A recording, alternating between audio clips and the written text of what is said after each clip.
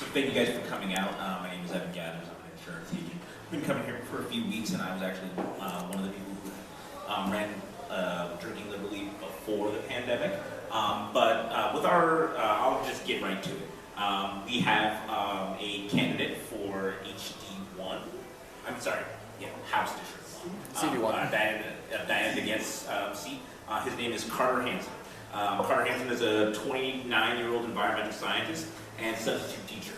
His experience includes working with Aurora Public Schools, the Denver Water Rights Division, and testing air emissions at 12 power plants, 5 cement kilns, and 2 steel mills, and 2 natural gas facilities, a vinyl manufacturer, and a glass recycling plant. He's been researching wastewater-based epidemiology at the University of Denver microbiology lab when the Trump administration decided that the CDC and NSF were going to stop sending out grants altogether. So now he's running in Colorado District 1 to be the first environmental scientist in Congress and on a platform of environmental and educational reform. His campaign is meant to stand as an example that environmental issues are popular with the electorate and to spread the message that transitioning off of fossil fuels to more abundant renewable energy is a pathway to higher quality of life for all Americans. Growing up, Carter was the oldest of 3 boys and the peacekeeper of the family, and that is cast across the country and broken apart by the financial crisis. He first moved out to Colorado to attend CU Boulder in 2016. Then he made his way to Denver after graduating during the middle of the COVID-19 pandemic. His hobbies include writing, gardening, PC games, reading old yellow page paperbacks, and finding new sci-fi fantasy bricks, and your usual hiking in the summer and skiing in the winter, as every Coloradan does. So, without further ado, here's Carter.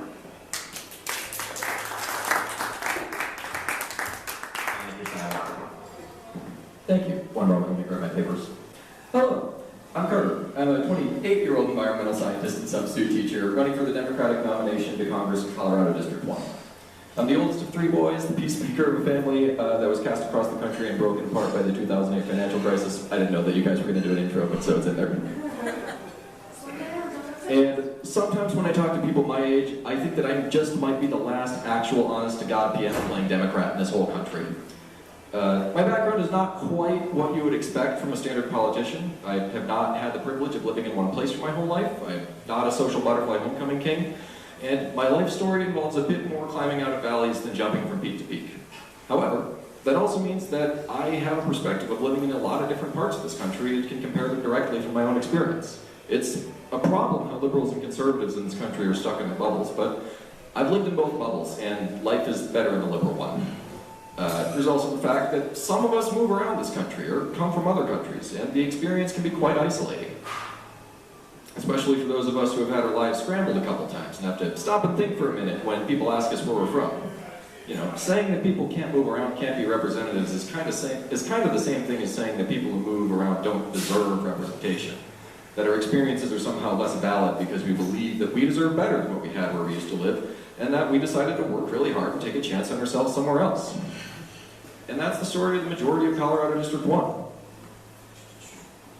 People who move around deserve representation too, and this isn't a terrible district to represent them.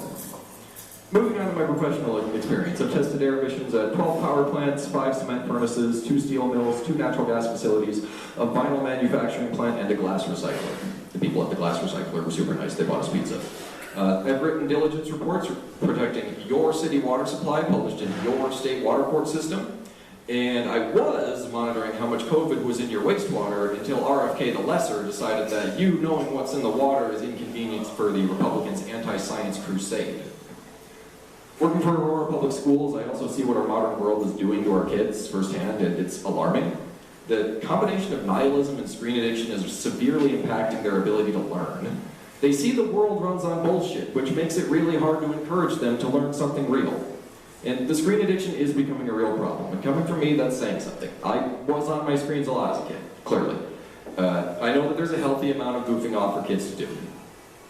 We are way over that line right now.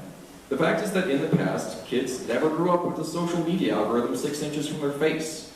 Our schools did not have to deal with every student constantly being distracted by an endless stream of algorithm-driven video clips that they've had plastered in front of their eyes since infancy. I had a smartphone when I was in high school. I know that what's going on right now isn't how it needs to be. Now, I am not in favor of giving the government any authority to regulate my digital liberties. I think that it's a terrible idea to even consider giving this administration the authority to censor content they claim is bad for mental health when they've called being gay a mental illness. I could get behind a social media ban for children enforced similarly to our alcohol laws, where we know people are going to break the rules, but we still have them so that we can step in if it becomes a problem.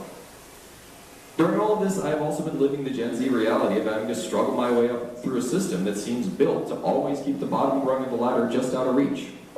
I've had my life derailed by small-minded conservatism 3 times now. The first was the mismanagement of the COVID pandemic, which was a fluke. The second was getting whistleblower retaliated by the oil industry, which I brought on myself. But this time the Trump regime gutted our research system out of nothing but pure malice for everyone in this country who thinks that the truth should be anything other than what the richest man says it is.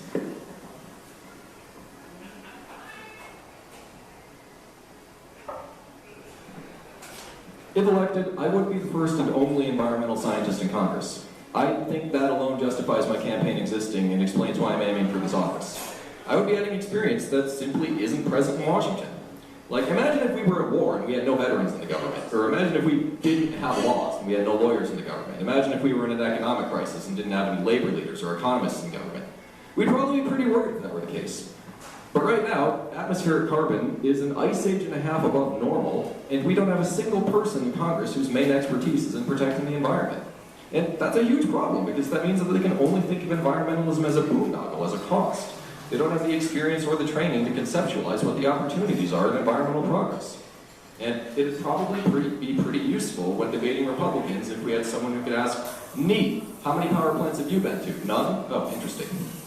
I can say that I know about the facilities that I want to regulate, from showing up at 5 a.m. in my hard hat and high vis to sit at the top of a smokestack for 14 hours in a fireproof suit. These are all real places with real people to me. I have first-hand experience observing industrial operations that'll help me understand what solutions are viable and which are unworkable fantasy magic. I also have first-hand experience with the corruption and regulatory capture in our air emissions testing system. So, polluters are not tested directly by the EPA. They contract with an air emissions testing company to come out and perform a compliance test on their schedule with their funding to verify that the polluters' emissions monitoring equipment is accurate. Now, you might be able to see the massive incentives problem with having polluters schedule their own compliance tests, where the verification comes down to an income insecure 20-something on 3 hours of sleep. Now, I do have to say that most companies are honest about their compliance tests.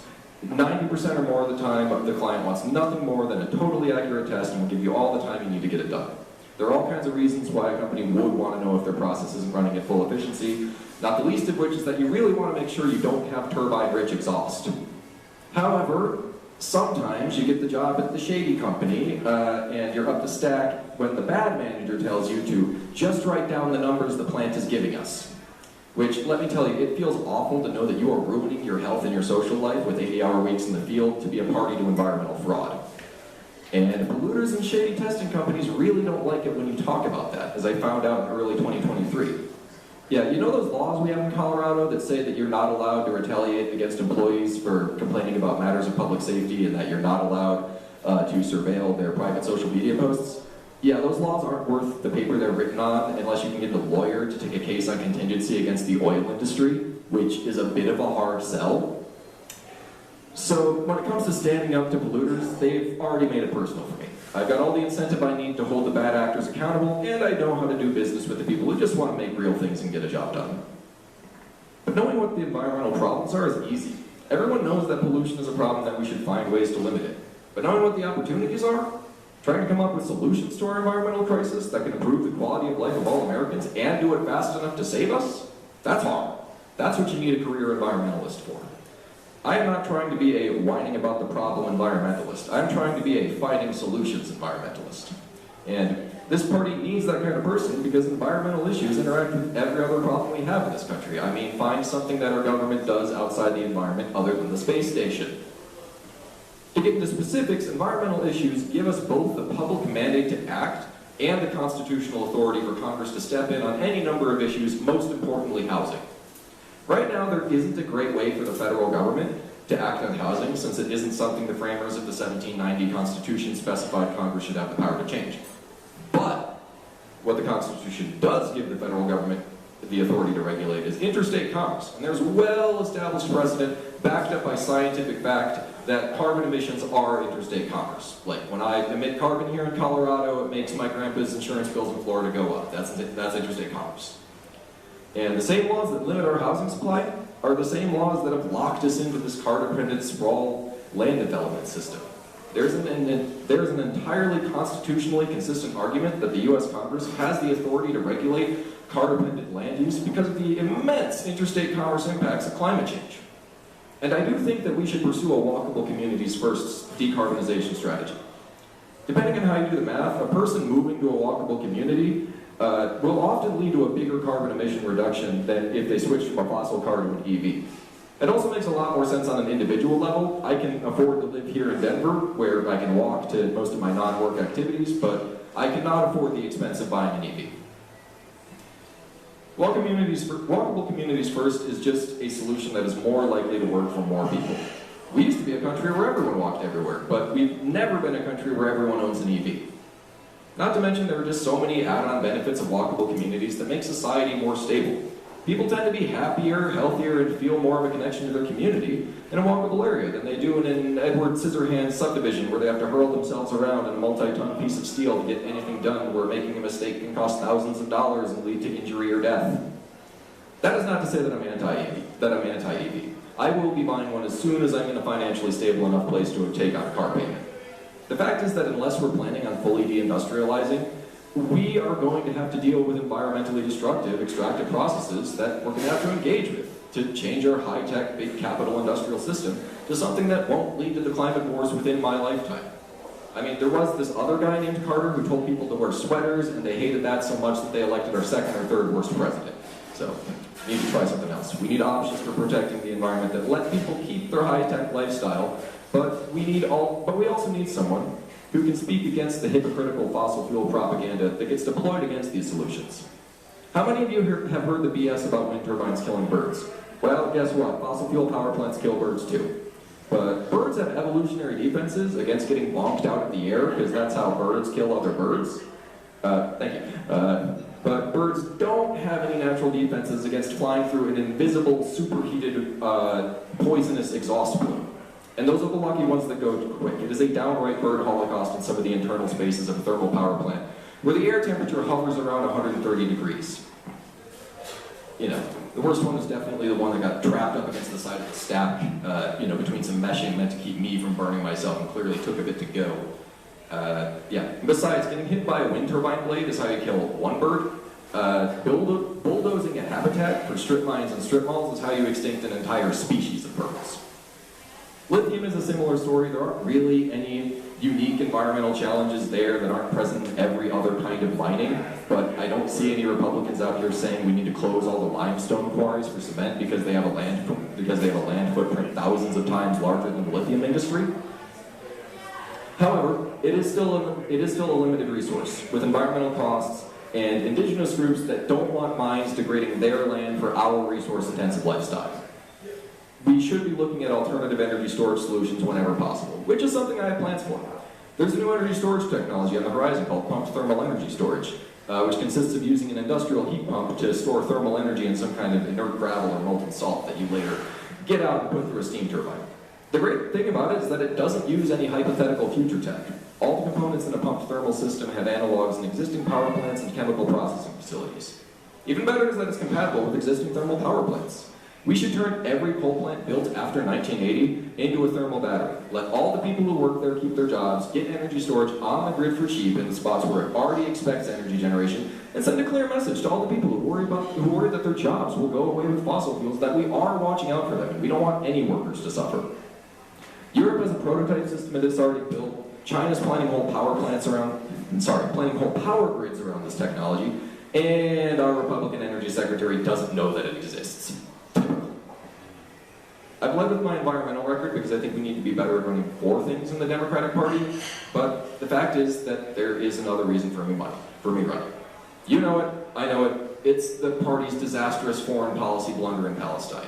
And before we start the knee-jerk reactions, Let me remind you, the 2024 election is over. We lost it. We don't have to hold our noses on this one in hopes that it hasn't ruined our reputation too much for Kamala to win. It's over, past tense. The party establishment made a bet that they'd keep more support by looking the other way and letting donors run our foreign policy than they would by, people being upset that their tax dollars are being used to fund an unjust foreign war. And they lost that bet. I really don't get it. Our party leadership was alive for Vietnam. They were in power during the Iraq War. How did they possibly think this was a good idea? How much lead paint do you have to eat as a kid to think that we're one bombing campaign away from peace in the Middle East? I'm not bringing this up to be a jerk or to try to pull some kind of gotcha. I'm bringing it up because, for one thing, I give a shit. It matters to me if my government is spending my tax dollars to kill people for being born in the wrong place with the wrong skin tone, using the wrong word for God. But also I'm bringing it up because this party is in trouble. We have one, maybe 2 cycles to course correct on this if we want the Democratic Party to survive. I know a ton of people, college-educated women, who should be the party base, who should be the loudest voices advocating for people to vote for Democrats, and they are furious with the party for its foreign policy in Palestine. They will not vote for anyone whose signature is on the checks, period. And as long as they're represented by someone whose signature is on the checks, they're going to stay disillusioned with the Democratic Party. It's normal for 18-year-olds to not be into politics, but I'm almost 30 and frequently the only person my age at Democratic Party events. That is not... 25. What? I'm just 25. Oh, man. Oh, your beard is great. It's so well. Totally correct. That is not, that is not normal. It is a 5-alarm fire that our political events aren't swarming with ambitious late 20-something, early 30-somethings. But, say what you will about those tyrannical jerks, there are 20-somethings and 30-somethings at Republican events. That's a party with a future, but I don't like what that future looks like. So I am going to the party on my hands and knees, begging them to course correct on this. I am not trying to blow up the Democratic Party. I am a capital D Democrat. I know that basically everything that works in this country works because of progressive Democrats. The Republicans will not take 4 cycles off while progressives build a new party. So we've got to work our way into this party if we want to have a chance of wielding enough power to make enough material change in the people's lives for them to not want to vote for populist authoritarians like Trump. Because that's the real problem, isn't it? If what establishment Democrats have been doing for 30 years works so well, why is Donald Trump our president?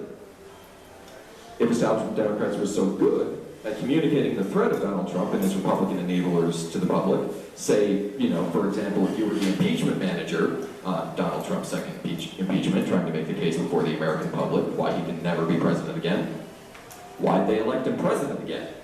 Is that really an experience that one can point to as a point in favor of a 16th term? Or is that evidence that perhaps a person who has been in office since before social media existed just isn't the right choice as the standard bearer for our party at this time? I'm sure she'd have some apparatchik congressional aide respond to that with some boilerplate statement about leadership and experience, and I'm sure that absolutely no one outside a handful of political nerds would hear that message. We need people in the party who can reach people where they are, who know the modern media landscape on a fundamental level. I started with no platform 3 months ago, and now I'm on the same stage as one of the U.S.'s longest-serving congresspeople was on a few weeks ago. A couple thousand people watch my campaign videos every day, and my average follower is a 35 to 55-year-old woman, otherwise known as the Democratic Party's core demographic. I must be doing something right. So, that's what I got Colorado District 1. According to the Trump regime, I'm a politically unreliable scientist who knows what happens to politically unreliable scientists in authoritarian regimes. I've made your drinks, delivered your food, taught your kids, tested the air you drink and the wastewater you make. You've got the power to change the number of environmental scientists in Congress from 0 to 1. And if I were you, I would use that power while I can. Thank you.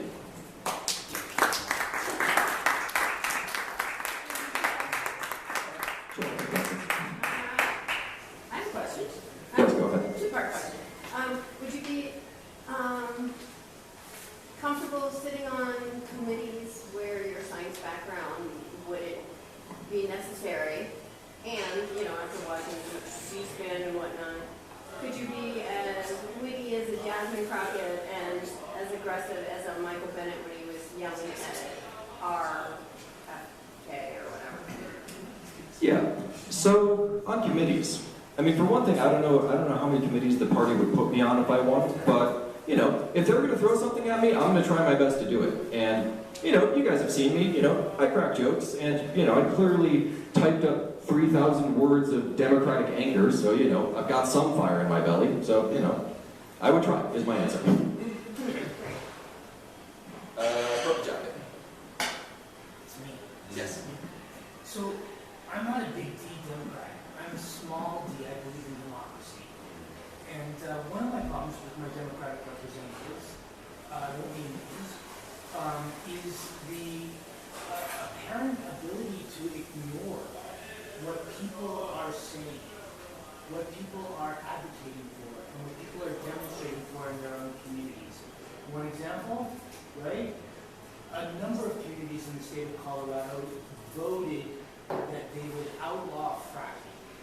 Our governor at the time, Hickenlooper, said you cannot regulate the oil industry in this way. And all of those bans on fracking were overturned. What I'm concerned about is, and what I just heard you say, and I enjoyed it, and I enjoyed your jokes, and I enjoyed hearing what you thought policy should be, but I didn't hear anywhere in there where you said that you would hear, listen to, and support democracy, which is what I see, because I'm a small D Democrat, right? Which is what I see is that most threat right now. I totally hear you on climate change. I totally hear you for your generation seeing basically the demise of the world caused by his generation, right? But what do you see? Why was there nothing in there about the amazing history of this state in terms of leading on the environment? As an environmental scientist, I imagine that's why you came. Yeah, that's a good question. No, that's a good thing. So I focus a bit more on the environmental stuff during my stump speech, just because that's what my expertise is in. You know, like, I am also very concerned about the democratic backsliding in this country and the fact that we seem to be moving towards a more authoritarian, less people-oriented country. And, you know, local politics ordinances saying, hey, we don't want fracking here, and then big government says, no, you're going to have fracking anyway. That's one of the things. That's one of the steps on the process to saying that people don't matter, that capital matters more, and political convenience matters more. So, yeah, I think that's a good point. I should have more stuff about small D democracy in my stump speech. That's going in version 2. Good point. Yes, sir? What do you see as the solution to getting more young people involved? I think the solution to getting more young people involved is, well, you know, I'm trying it. I'm trying to, you know, get myself into politics and to be something that, a person that young people can see as, you know, not just listening to their demands, but also I'm in the same boat as them. Like, you know, I was born in 1997. The outcomes of climate change are not hypothetical to me. I am going to be there for them. And, you know, part of that is also just like having the media savviness. Like, you know, you see that there are older politicians who have been able to, you know, stay with it during the social media age. Like, you know, Obama was really good at that. Bernie Sanders is all right at that. You know, there are any number of people who have been able to stick with the times, but, you know, Diana, again, she's a very talented bureaucrat. She's very, you know, good on committee. Like, I've read a bunch of her transcripts looking for stuff to, you know, like, sling mud about. But, you know, to learn about her, I had to go in to, you know, congress.gov and read her transcripts. I was not seeing it come up on my screen on my own, you know, just on Instagram or on TikTok or on YouTube. I mean, except for the time when, you know, the office of Diana DeGette, not the campaign, the office of, meaning your taxpayer dollars, you know, put up a little ad, you know, saying, hey, tell us how the big beautiful bill will affect you, as advertised by your representative, Diana DeGette, who exists, you know? So, sorry, I got a little sidetracked ranting about the improper use of political funds in my mind, but, you know, that's one thing I do too. You know, just get the young people ranting. Young people love a rant. Yes, sir? Two things. First of all, I do appreciate that exactly we have to get the young people into politics and hopefully productively engaged. And my son is your age, and the two biggies are climate and housing. So my field is housing. Do you have any thoughts on how to solve the housing crisis, housing affordability crisis in this country? Yeah, so that is one of the things that, I had in my speech. So I see our exclusionary zoning practices that make it illegal to build anything other than a detached single-family home in most of the areas of this country where people want to live as a bit of a problem. And I think that because climate change has interstate commerce impacts, that means that the federal government can step in and say, hey, you can't be making all of these land use decisions that are going to cause climate change. And, I think that you can see here in Denver that we're trying to densify, and it's been good for both me, the tenant, and you, the housing builder. So there's a solution. Let me follow up and just say that I am pretty involved with that issue, and I think that the NIMBYism from our generation, the landed class, is, apparently, because we've got a paid-for house in Platt Park, and, the NIMBYism is unbelievable countrywide, and I'm working in California and such. But I would say that this city, somehow, the Colorado environment has allowed for, we can all see the cranes, kind of a bit of a mid-rise multifamily housing boom. And we're starting to see where the rents and the housing prices are starting to come down.